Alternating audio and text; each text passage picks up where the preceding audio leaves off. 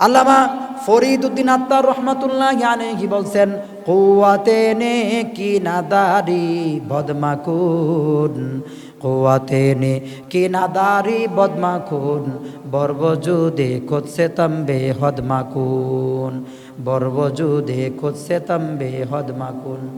তুমি যদি নেক কাজ করতে না পারো, মন্দটা কখনোই করিও না, তুমি এমনিতেই আল্লাহর ওলি হয়ে যাবে। বলেন ঠিক কিনা? নেক কাজ যদি কেউ করতে নাও পারে, অন্যায় কাজটা যদি না করে, তাহলে সে কি হয়ে যাবে? আল্লাহর ওলি হয়ে যাবে। আল্লাহর ওলি হওয়ার জন্য 1 নাম্বার কাজ হলো বদ আমল ছাড়তে হবে। অনেকেই বহুত পীরের মুরিদ হয়ে আছে, বহুত পীরের। আল্লাহ তাআলার মেহেরবানি আমাদের উপরে আছে, আর এই জন্যই আল্লাহ তাআলা আমাদেরকে সকল প্রকার নিয়ামত দান করেছেন। যত প্রকার নিয়ামত আল্লাহ তাআলা মানুষকে দিয়েছেন, এত প্রকার নিয়ামত আল্লাহ তাআলা কোনো প্রাণীকে দেয় নাই। বরঞ্চ কিতাবের ভিতরে আসছে যে পৃথিবীতে মানুষ ছাড়া অন্য যত মাখলুক রয়েছে, সমস্ত মাখলুককে মানুষের প্রয়োজনের জন্য, মানুষের খেদমতের জন্য আল্লাহ তাআলা বানিয়েছেন। আর মানুষকে বানিয়েছেন আল্লাহ তাআলার ইবাদত বন্দেগী করার জন্য। আল্লাহ তাআলা কোরআনে ইরশাদ করেছেন, ওয়ামা খলাকতুল জিন্না ওয়াল ইনসা ইল্লা লিয়াবুদুন, মানুষ এবং জিনকে আমি একমাত্র আমার ইবাদত বন্দেগী করার জন্য সৃষ্টি করেছি। মহান আল্লাহ তাআলা মানুষ এবং জিনকে ইবাদত বন্দেগী করার জন্য বানিয়েছেন। এই আয়াতের ভিতরে মানুষ এবং জিন ছাড়া অন্য কোনো প্রাণী নাই, অন্য কোনো মাখলুক নাই। এই আয়াত দ্বারা বোঝা গেল দুনিয়ার যত মাখলুক রয়েছে, সমস্ত মাখলুক আল্লাহ তাআলা মানুষের খেদমতের জন্য বানাইছেন। আর মানুষ এবং জিনকে আল্লাহ তাআলার ইবাদত বন্দেগী করার জন্য বানাইছেন। মানুষ আল্লাহ তাআলার ইবাদত বন্দেগী করবে, আল্লাহ তাআলার নৈকট্য লাভ করবে, এটাই স্বাভাবিক। মানুষ যদি আল্লাহ তাআলার হুকুম পরিপূর্ণভাবে মানতে থাকে, আল্লাহ তাআলার হুকুম অনুযায়ী পরিপূর্ণভাবে চলতে থাকে, তাহলে একদিন এমন হয়ে যেতে পারে ওই মানুষ আল্লাহ তাআলার কাছে এত প্রিয় হয়ে যাবে, আল্লাহ তাআলার নৈকট্য এত বেশি সে অর্জন করতে পারবে, ফেরেশতাদের চেয়েও তার দাম, তার মর্যাদা, শ্রেষ্ঠত্ব হয়ে যাবে। ফেরেশতারা আল্লাহ তাআলার অনেক নৈকট্য প্রাপ্ত ফেরেশতা রয়েছেন, তাদের চেয়েও মানুষের মর্যাদা অনেক উপরে উঠে যাবে। কারণ হাদিসে এসেছে, আল ঈমানু ইয়াজিদু ওয়া ইয়ানকুসু, মানুষের ঈমান কমে এবং বাড়ে। যখন মানুষের ঈমান এবং আমল কমে যায়, তখন ওই মানুষ বিভিন্ন ঘৃণিত মাখলুক, জীবজন্তু, জানোয়ার থেকেও তার মর্যাদা অনেক নিচে চলে যায়। আর মানুষ যখন ইবাদত বন্দেগী করে, ঈমান শক্তিশালী হওয়ার জন্য আমল করে, মেহনত করে, তখন ওই মানুষের ঈমানের মাধ্যমে সে ফেরেশতাদের চেয়েও নৈকট্য প্রাপ্ত আল্লাহর বান্দা হিসেবে গণ্য হয়ে যায়। বিশ্বনবী সাল্লাল্লাহু আলাইহি ওয়াস সালাম যত মাখলুক পৃথিবীতে রয়েছে, যত মাখলুক সারা দুনিয়াতে রয়েছে, সমস্ত মাখলুকের চেয়েও শ্রেষ্ঠ হলেন আমাদের নবী, বিশ্বনবী হযরত মুহাম্মদ মুস্তাফা সাল্লাল্লাহু আলাইহি ওয়াসাল্লাম। এটা কেউ অস্বীকার করে না। যত নবী পৃথিবীতে এসেছে, সমস্ত নবী আমাদের নবীর সুসংবাদ প্রদান করেছে। যত নবী এই পৃথিবীতে হযরত আদম আলাইহিস সালাতু ওয়াস সালাম থেকে শুরু করে হযরত ঈসা আলাইহিস সালাতু ওয়াস সালাম পর্যন্ত যত নবী এসেছে, সমস্ত নবী আমাদের নবীর জন্য সুসংবাদ প্রদান করেছে। সকল নবীরাই বলেছে, শেষ জামানায় এমন একজন নবী আসবে যিনি হবেন সকল রাসূল থেকে শ্রেষ্ঠ, সকল নবী থেকে শ্রেষ্ঠ, সকল মানুষ থেকে শ্রেষ্ঠ, এমনকি সকল মাখলুক থেকেও তিনি শ্রেষ্ঠ। এমন একজন নবী শেষ জামানায় তিনি আগমন করবেন। আলহামদুলিল্লাহ, শুকরিয়া, আল্লাহ তাআলার কাছে হাজারো লক্ষ কোটি শুকরিয়া যে আল্লাহ পাক রব্বুল আলামিন আমাদেরকে ওই শ্রেষ্ঠ নবীর উম্মত হিসাবে কবুল করেছেন। আল্লাহ তাআলা যদি আমাদেরকে পূর্বেকার যুগের নবীর উম্মতের জামানায় পাঠাইতেন, উম্মতের সময় যেই সময় পূর্বেকার যুগের নবীর আর উম্মতরা এসেছিল, সেই সময় তিনি যদি আমাদেরকে পাঠাইতেন, এমনও হতে পারে ওই সময় অনেক নবীর জামানায় তো এমন ছিল যাদের সময়ে ইবাদত বন্দেগী করা অনেক কঠিন ছিল। হযরত মুসা আলাইহিস সালাতু ওয়াস সালামের জামানায় প্রত্যেকটা আমলের ভিতরে এত তাসাদ্দুদ, এত কঠিনতা ছিল যেটা মানুষ সহজেই মানতে পারত না। অনেক কঠিন ছিল, অনেক কঠিন আমল ছিল যে মানুষ মানতে পারত না। আমরা উম্মতে মুহাম্মদী এমন এক জামানায় এসে উপস্থিত হয়েছি যে আমরা এই উম্মতে মুহাম্মদের এই জামানাতে আমাদের আমলসমূহের ভিতরে কঠিনও নাই, আবার একবারে সহজও না। হযরত মুসা আলাইহিস সালাতু ওয়াস সালামের জামানায় যদি কারো শরীরে অথবা কাপড় চোপড়ে নাপাক লেগে যেত, তাহলে ওই স্থান কেটে ফেলে দিতে হতো। আর যদি শরীরে লাগতো তাহলে শরীরের এরকম কোনো ধারালো অস্ত্রের মাধ্যমে উপর থেকে এমনভাবে খোঁচানো হতো যাতে করে শরীরের চামড়ার উপরে যে পাতলা অংশটা আছে ওইটা যেন উঠে যায়, এমনভাবে ওই সময় আমল নাপাক থেকে পবিত্র হতো। আমল এত কঠিন ছিল। আবার হযরত ঈসা আলাইহিস সালাতু ওয়াস সালামের জামানায় আমল এত কঠিন না। হযরত ঈসা আলাইহিস সালাতু ওয়াস সালামের জামানায় মদ হালাল ছিল, শূকর হালাল ছিল, ইত্যাদি অনেক কাজ অনেক সহজ ছিল, রোজা অনেক সহজ ছিল, বিভিন্ন আমলের ভিতরে অনেক সহজতা চলে আসছিল। আর উম্মতে মুহাম্মদের জামানাটা হলো এরকম যে জামানার ভিতরে কোনো কঠিনও নাই, সহজও নাই। আল্লাহ পাক রব্বুল আলামিন কোরআনের ভিতরে ইরশাদ করেছেন, লা ইউকাল্লিফুল্লাহু নাফসান ইল্লা উসাহা। আমি আমার বান্দার উপরে এমন কোনো আদেশ দেই নাই যেটা সে মানতে পারবে না, তার আওকাতে ধরবে না, সে মানতে পারবে না, তার সীমা শক্তির বাহিরে এমন কোনো আদেশ বান্দাদেরকে দেয় নাই। না দেওয়ার কারণে এই উম্মত এমন একটা সুন্দর উম্মত হিসাবে গঠিত হয়েছে। এই জন্য আল্লাহ তাআলা বলেছেন, ক্বালু সামি'না ওয়া আতা'না। এই উম্মত যখনই কোনো আমল, কোনো হুকুমের কথা শুনে সাথে সাথে তারা মান্য করে, মানে হুকুমগুলো মানে, অমান্য করে না। আর পূর্বেকার জামানার উম্মতরা ছিল এরকম, সামি'না ওয়া আসাইনা, তারা শুনতো এবং সাথে সাথেই ওই হুকুমের বিরুদ্ধাচরণ করত, ওই হুকুমকে অমান্য করত। এটা ছিল তাদের সিফাত। কিন্তু আমাদের সিফাত এরকম না। আমাদের উম্মতে মুহাম্মদের সিফাত হলো আমরা যখনই কোনো হুকুম হাকামের কথা শুনতে পাই, শোনার সাথে সাথেই আমরা সাথে সাথেই ওই হুকুমকে মেনে ফেলি, আমরা বিরুদ্ধাচরণ করি না। এটা হলো এই উম্মতের উল্লেখযোগ্য একটি বৈশিষ্ট্য। এই বৈশিষ্ট্যের পথে যদি আমরা চলতে থাকি আর এই অবস্থায় যদি আমার জিন্দেগি কেটে যায় আর মৃত্যু পর্যন্ত যদি আমি এইভাবে চলতে চলতে আমার মৃত্যু এসে যায়, আজরাইল যখন আমার কাছে আসবে, আজরাইল যখন আমার নিজের কাছে আসবে, আসার সাথে সাথে আজরাইল আলাইহিস সালাতু ওয়াস সালাম ওই সময় পর্যন্ত আসেন না যতক্ষণ পর্যন্ত না তাকে হুকুম দেওয়া হয়।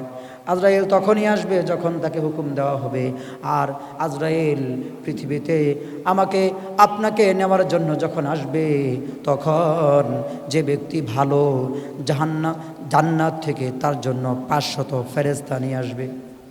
আর যে ব্যক্তি মন্দ, যে ব্যক্তি গুনাহগার, তাকে তার জান কবজ করার জন্য, তাকে দুনিয়া থেকে নিয়ে যাওয়ার জন্য, তার রুহু কবজ করার জন্য জাহান্নাম থেকে 500 ফেরেশতা নিয়ে আসবে, জান্নাত থেকে 500 ফেরেশতা নিয়ে আসবে। আমল যারা করেছে নেককার মানুষ তাদের জন্য জাহান্নাম থেকে 500 ফেরেশতা নিয়ে আসবে, যারা বদ আমল গুনাহগার তাদের জন্য। আপনি চিন্তা করেন, যদি জান্নাতে থেকে 500 ফেরেশতা নিয়ে এসে নেককার পরহেজগার মানুষের জান কবজ করা হয়, তাহলে অবশ্যই ওই ফেরেশতারা এই নেককার মানুষের সাথে অবশ্যই ভালো আচরণ করবেন। আর যদি নেককার পরহেজগার মানুষ না হয়, গুনাহগার মানুষ হয়, তাহলে অবশ্যই তার সাথে জাহান্নামের ফেরেশতারা অবশ্যই খারাপ আচরণ করবে। এটাই স্বাভাবিক। কিতাবের ভিতরে আসছে হযরত আজরাইল আলাইহিস সালাতু ওয়াস সালাম যখন মানুষের মৃত্যুর সময় হয় আর সেই লোক যদি গুনাহগার হয়, তখন তার সামনে এমন একটা আকৃতি ধরেন, যেই আকৃতি দেখে কখনোই সে তা সহ্য করতে পারে না, কখনোই সে ওইটা সহ্য করতে না পেরে সাথে সাথে বেহুশ হয়ে যায় এবং তার শরীরের ভিতরে রূহ 380 জায়গায় ছোটাছুটি করে। 380 জায়গায় ছোটাছুটি করেও ওই রুহু সর্বশেষ কোথাও যাইতে পারে না, অবশেষে আজরাইলের হাতে ধরা দিতে হয়। আর আজরাইলের হাতে মানুষ যখন ধরা দেয়, তখন নেককার পরহেজগার মানুষ যদি না হয় আর ওই লোকের সাথে এমন আচরণ করা হয়, কিতাবের ভিতরে আসছে 300 ছুরি আজরাইলের এই হাতের ভিতরে থাকে।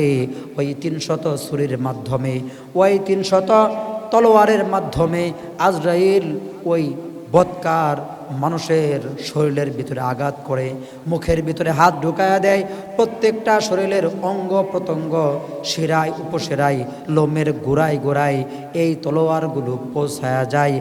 আর এইভাবে টানতে থাকে, টানতে টানতে টানতে টানতে একটা পর্যায়ে দেখা যায় ওই বৎকার লোকের জান কবজ হতে হতে 10 মিনিট, 15 মিনিট, 20 মিনিট লেগে যায়। এইভাবে তার জান কবজ হতে থাকে। জান কবজ হতে হতে 10 মিনিট, 15 মিনিট যখন লেগে যায় আর তার এই পরিমাণ কষ্ট হয়, কিতাবে সেই কথা আসছে তাদের এই পরিমাণ কষ্ট হয়, কষ্ট করতে করতে সে সহ্য করতে পারে না, অবশেষে সে মুখ থেকে লালা বের করে দেয়। আর তার এই পরিমাণ কষ্ট হয়, এই পরিমাণ কষ্ট হয়, একটা জীবিত খাসি যদি আপনি জবাই না করে যদি আপনি তার চামড়া ছুলে ফেলান, ওই খাসিটার যেমনিভাবে কষ্ট হবে, একটা জীবিত পাখি যদি আপনি জবাই না করে তাকে আপনি কড়াইয়ের ভিতরে ভাজা শুরু করেন, তাহলে সে যেমন কষ্ট পাবে, তার চেয়েও বেশি, 1000 গুণ বেশি কষ্ট পায় একজন বৎকার গুনাহগার মানুষ। বলে নাউজুবিল্লাহ। আল্লাহ তাআলার হুকুম না মানলে উপায় নেই। দুনিয়াতে আমরা যারা আছি এত সহজ মনে না করি, দুনিয়াটা বড় সহজ জিনিস মনে করি আমরা। দুনিয়ার প্রতিটি সময়ের দাম এত বেশি যা বলার অপেক্ষা রাখে না। দুনিয়ার প্রত্যেকটা মুহূর্তের দাম অনেক বেশি আল্লাহর কাছে। এই দুনিয়ার দাম অনেক বেশি, সময়ের দাম অনেক বেশি। মানুষের কাছে এই দুনিয়ার সময়ের মূল্য অনেক বেশি দিতে হবে। আল্লাহর কাছে দুনিয়ার মূল্য নাই, কিন্তু দুনিয়ার সময়ের অনেক গুরুত্ব। মানুষের কাছেও এই দুনিয়ার সময়ের অনেক গুরুত্ব। কিয়ামতের দিন জান্নাতে যাওয়ার পরেও মানুষ আফসোস করবে, কিয়ামতের মাঠেও মানুষ আফসোস করবে, আরেকবার আমাকে দুনিয়াতে পাঠায়া দেন, আমি সেই জায়গা থেকে নেক আমল করে তারপরে আসব। কিন্তু দুঃখের কথা হলো সেই দিন আল্লাহ তাআলা আর কাউকে দুনিয়ায় পাঠাবে না। সারাদিন চেষ্টা করলেও ওই দিন কেউ আর এই দুনিয়াতে ফিরে আসতে পারবে না, কোনো দিন ফিরে আসতে পারবে না, এটা সম্ভবই না। এই জন্যই আল্লাহ তাআলা এই দুনিয়াতে নবী পাঠিয়েছেন, রসুল পাঠিয়েছেন, কিতাব পাঠিয়েছেন, উলামা একরাম পাঠিয়েছেন, দ্বীনের দায়ী পাঠিয়েছেন, নেককার পরহেজগার মুত্তাকি আলেম উলামা সহ বড় দ্বীনের দায়ীদেরকে পাঠিয়েছেন, যাদের মাধ্যমে আপনি আমি সতর্ক হয়ে দ্বীনের রাস্তায়, সিরাতে মুস্তাকিমের রাস্তায় যদি চলতে পারি তাহলে কামিয়াব আর সফলতা। আর যদি চলতে না পারি, পরকালে আমার ভয়াবহ জিন্দগির জন্য অন্য কেউ শাস্তি ভোগ করবে না। মানুষ অনেক মানুষকে দায়ী করবে, কিন্তু দায়ী করে কোনো লাভ হবে না। ফেরেশতারা তখন বলবে, তোমরা জাহান্নামে যাও কেন? তোমাদের কাছে কোনো রসুল আসে নাই, তোমাদের কাছে কোনো ভীতি প্রদর্শনকারী আসে নাই, তোমাদের কাছে সতর্ককারী কোনো ব্যক্তি আসে নাই। তখন সবাই বলবে, কলু বালা, অবশ্যই আমাদের কাছে সতর্ককারী ব্যক্তি এসেছিল, ভীতি প্রদর্শনকারী ব্যক্তি এসেছিল, নবী রাসূলগণ সবাই এসেছিল, আমরাই তাদের কথা শুনি নাই, আমরাই তাদের কথা মানে নাই। আমরা যেহেতু তাদের কথা শুনি নাই, তাই আমাদের এখন কি অবস্থা হয়ে গেল? আমাদের কে রক্ষা করবে? আমাদের মাল আমাদেরকে রক্ষা করতে পারলো না, আমাদের বাদশাহী আমাদেরকে রক্ষা করতে পারলো না, আমাদের বিভিন্ন পদ পদবি, বিভিন্ন ধরনের শক্তি সামর্থ্য, কোনো কিছুই আমাদেরকে রক্ষা করতে পারলো না। এইভাবে সে হাসরের মাঠে কতজনের কাছে সাহায্য চাইবে, কিন্তু কেউ তাকে সাহায্য করবে না। এই হাসরের মাঠের কথাই আমরা কেউ চিন্তা করি না। আমরা সবসময় মনে করি দুনিয়াতে চিরজীবন থাকব, কিন্তু এই কথাই সত্য, দুনিয়াতে কেউ চিরজীবন থাকতে পারবে না। একদিন অবশ্যই তাকে মৃত্যুবরণ করতে হবে, কবরের মুখোমুখি অবশ্যই হতে হবে, হাসরের মাঠে মুখোমুখি, আল্লাহর মুখোমুখি অবশ্যই হতে হবে, পুলসিরাতের পুল অবশ্যই পার হতে হবে, অবশ্যই হতে হবে। এরপরে জান্নাত জাহান্নামের ফয়সালা। 40,000 বছর কবরে, যাকে আলমে বরজক বলা হয়, 50,000 বছর হাসরে মাঠে, যাকে হাসরে মাঠ বলা হয়, আর পুলসিরাতের পুলের উপরে থাকতে হবে 30,000 বছর। এই 1,20,000 বছর সময় অতিক্রান্ত হওয়ার পরে জান্নাত জাহান্নামের ফয়সালা। কিছু মানুষ তো পৃথিবীতে এমন আছে যারা এই জান্নাত জাহান্নামে বিশ্বাসই করেন। কি এমন মানুষ নাই? বহুত আছে, কি বলেন? অনেক আছে। এরা জান্নাত জাহান্নামে বিশ্বাসই করে না। এরা মনে করে জান্নাত জাহান্নাম আবার কি? এগুলো মোল্লাদের কথা। জান্নাত জাহান্নাম বলতে কিছু নাই। না ভাই, জান্নাতও আছে, জাহান্নামও আছে। আল্লাহ তাআলা বলেছেন, ইন্নাল আবরারা লাফি নাঈম ওয়া ইন্নাল ফুজ্জারা লাফি জাহিম। নিশ্চয় যারা নেককার, নিশ্চয় যারা পরহেজগার মানুষ, তারা অবশ্যই জান্নাতে নাঈমে থাকবে, আর যারা বদকার মানুষ, পাপিষ্ঠ মানুষ, তারা অবশ্যই জাহিম, জাহান্নামে যাবে। আল্লাহর কথা যদি আপনি সত্য মনে না করেন, তাহলে তো আপনার ঈমানই নাই। জান্নাত অবশ্যই রয়েছে, জাহান্নাম অবশ্যই রয়েছে। এই জান্নাত জাহান্নাম আল্লাহ পাক রব্বুল আলামিন মানুষ এবং জিন এবং পাথর দিয়া ভরবে, এগুলো দিয়া ভরবে। জান্নাত জাহান্নাম এগুলো আছে। জান্নাতের নাজ নিয়ামতও আছে, জান্নাতও আছে, জাহান্নামের শাস্তিও আছে, জাহান্নামও আছে।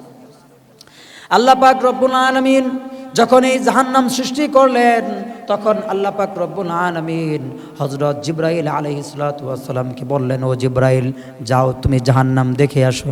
জিবরাইল জাহান্নাম দেখে এসে বললেন, হে আল্লাহ, আমি যে জাহান্নাম দেখেছি, এই জাহান্নামের কথা যদি কোনো জাতি, কোনো মানুষ, কোনো মাখলুক শুনতে পায়, কোনো দিন এই জাহান্নামে যাবে না, যাওয়ার কোনো কাজও করবে না। আল্লাহ পাক রব্বুল আলামিন ওই জাহান্নামকে সুদ, ঘুষ, জিনা, ব্যভিচার, সমস্ত মিথ্যা, রাহাজানি, অপকর্ম দ্বারা ওই জাহান্নামকে আল্লাহ তাআলা ঢেকে দিলেন। এবার আল্লাহ তাআলা বললেন, হে জিবরাইল, এবার তুমি জাহান্নাম যায় দেখে আসো। হযরত জিবরাইল আলাইহিস সালাতু ওয়াস সালাম আবার দেখতে গেলেন। যে দেখে ফিরে এসে তিনি বললেন, হে আল্লাহ, এবার যে জাহান্নাম দেখে আসলাম, আমার ভয় হইতেছে এই জাহান্নাম থেকে কোনোদিন কেউ বাঁচতে পারবে না। বলেন নাউযুবিল্লাহ।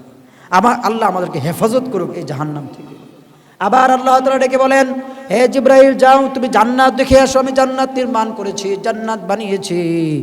জিবরাইল আলাইহিস সালাতু ওয়াস সালাম সাথে সাথে জান্নাত দেখতে গেলেন। আর তিনি জান্নাত দেখে বলেন, জান্নাতে এত পরিমাণ নাজ নিয়ামত বানানো হয়েছে, রাখা হয়েছে, তৈয়ার করা হয়েছে। এই জান্নাতের খবর যদি কোনো জাতি, কোনো মানুষ, কোনো মাখলুক শুনতে পায়, এই জান্নাতে যাওয়ার জন্য তারা পাগল পারা হয়ে যাবে। একবার যদি এই জান্নাতে প্রবেশ করে, কোনোদিন এই জান্নাত থেকে বের হবে না। আর এই জান্নাত তারা সব সময় কামনা করবে। আল্লাহ পাক রব্বুল আলামিন ওই জান্নাতকে নামাজ, রোজা, হজ, যাকাত ইত্যাদি বিভিন্ন আমলের মাধ্যমে ঢেকে দিলেন। এবার জিব্রাইলকে বললেন, জিব্রাইল যাও ওই জান্নাত দেখে আসো।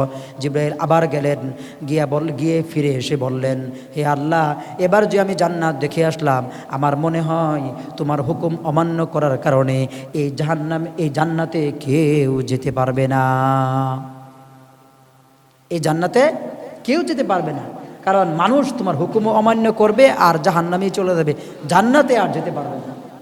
জান্নাতকে খুবই এরকম আদেশ নিষেধ এই সমস্ত কার্যকলাপ দিয়ে ঢেকে দেওয়া হয়েছে। সুতরাং এটা মনে করেন না জান্নাত পাওয়া অনেক সহজ জিনিস, জাহান্নামে যাওয়া অনেক সহজ, কিন্তু জান্নাতে যাওয়া কিন্তু সহজ না ভাই। জান্নাতে যদি আপনি যেতে চান, অবশ্যই আপনাকে দুনিয়ার বুকে প্রচুর পরিমাণে আমল করতে হবে। যদি বলেন ঠিক কিনা? প্রচুর পরিমাণে আমল করতে হবে। এই একটু সামান্য আমল করে জান্নাতে যাওয়া যাবে না। জান্নাত বড় কঠিন জিনিস। জান্নাতের একটা ইটের দাম এই দুনিয়ার চেয়েও দামি। কেউ বলতে পারে একটা ইটের দাম দুনিয়ার চেয়ে আবার দামি হয় কেমনে? আপনারা সকলে জানেন, জৌহারি যে জৌহার খুঁজে, অর্থাৎ যারা মণি মুক্তা তালাশ করে তাদেরকে বলা হয় জৌহারি। তারা যে জৌহার খুঁজে, জৌহারের দাম এত বেশি, এই বাংলাদেশের মতো কয়েকটা রাষ্ট্র বিক্রি করে দিলেও সামান্য একটু জৌহারের সমান দাম হবে না, এত পরিমাণ বেশি দাম। ওই জৌহার যদি এই আমাদের 2-3 দেশ থেকেও বেশি মূল্য হয়, তাহলে জান্নাতের একটা ইটের দাম কেন দুনিয়ার চেয়েও বেশি মূল্যবান হতে পারে না? অবশ্যই জান্নাতের একটি ইটের দাম এই দুনিয়ার চেয়েও অনেক শ্রেষ্ঠ এবং মর্যাদা রাখে। কারণ জান্নাতে যারা যাবে, জান্নাতের বাহির থেকে ভিতর দেখা যাবে, ভিতর থেকে বাহির দেখা যাবে, এবং জান্নাতে যা ইচ্ছা তাই করবে মানুষ। আল্লাহ তাআলা কোরআনের ভিতরে বলেছেন, ওয়ালাকুম ফিহা মা তাশতাহি আনফুসাকুম ওয়ালাকুম ফিহা মা তাদদাউন। ওখানে যারা যাবে যা ইচ্ছা তাই করবে, যা তারা কামনা করবে তাই তারা পাবে, তারা সব কিছু পেয়ে যাবে। কোনো জিনিস ওইখানে জান্নাতে অপূর্ণ থাকবে না। বলেন সুবহানাল্লাহ, চিৎকার মেরে বলেন সুবহানাল্লাহ। অপূর্ণ থাকবে না, সব কিছু পাওয়া যাবে সেই জান্নাতে, সব কিছু পাওয়া যাবে। কিন্তু জান্নাতে যাওয়ার আমল তো করতে হবে, আমল না করলে তো জান্নাত পাওয়া যাবে না। কিছু মানুষ এমন আছে যারা ওই শুক্রবারে আর ওই জানাজার নামাজ 2-1 নামাজ পড়ে তারা মনে করে বাস হয়ে গেছি, আমি তো জান্নাত পেয়ে গেছি। না ভাই, জান্নাত এত সহজ জিনিস না। এই 2-1 ওয়াক্ত নামাজ মাঝে মধ্যে পড়ে জান্নাত পাওয়া যাবে না।